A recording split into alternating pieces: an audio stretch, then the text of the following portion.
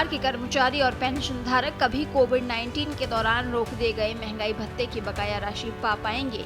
ये सवाल पिछले लगभग 5 सालों से 1 करोड़ से ज्यादा केंद्रीय कर्मचारियों के मन में घूम रहा है। लेकिन अब लगता है कि कर्मचारी और रिटायर्ड दोनों ही इस उम्मीद को लगभग छोड़ चुके हैं। दरअसल केंद्र सरकार के 1 करोड़ से ज्यादा कर्मचारी और पेंशनर्स को पिछले करीब 5 साल से कोविड महामारी के दौरान रोके गए डीए और डीआर का इंतजार है। कर्मचारी अक्सर इसको रिलीज करने की मांग करते हैं, लेकिन अब लगता है कि उनका ये सपना अधूरा रह जाएगा। कर्मचारी संगठन भी हार मान चुके हैं।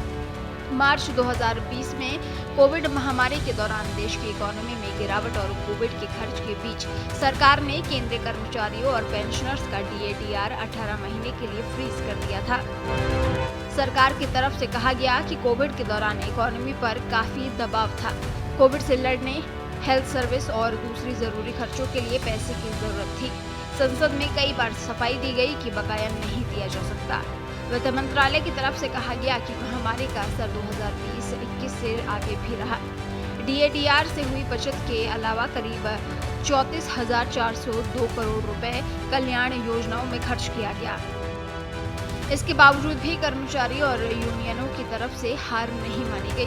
उन्होंने वित्त मंत्रालय को कई पत्र लिखे। यूनियनों की तरफ से कहा गया कि उनका ये हक है, हालात सामान्य होने पर इसे देना चाहिए। संसद में भी मुद्दा उठाया गया, लेकिन सरकार ने हर बार इस पर मना किया।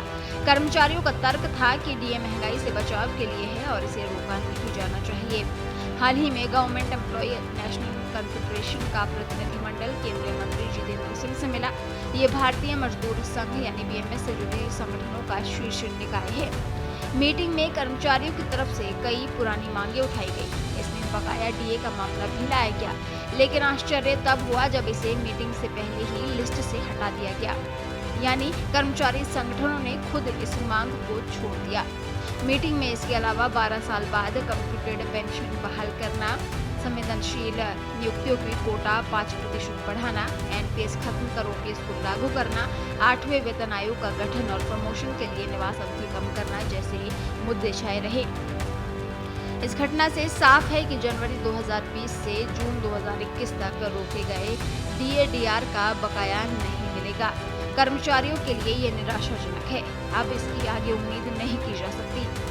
संसद में अगस्त 2025 में वित्त राज्य मंत्री पंकज चौधरी ने कहा कि महामारी का वित्तीय असर लंबा रहा, इसीलिए बकाया संभव नहीं है। वित्तीय घाटा 9.2% से घटकर 4.4% हो गया। कर्मचारी खुद दूसरे मुद्दों पर फोकस कर रहे हैं, खासकर कर्मचारी ओपीएस बहाली, 8वें वेतन आयोग के गठन और प्रमोशन संबंधी बात कर रहे हैं। देश दुनिया की ताजा खबरें और वीडियोस के लिए अभी डाउनलोड करें पत्रिका ऐप।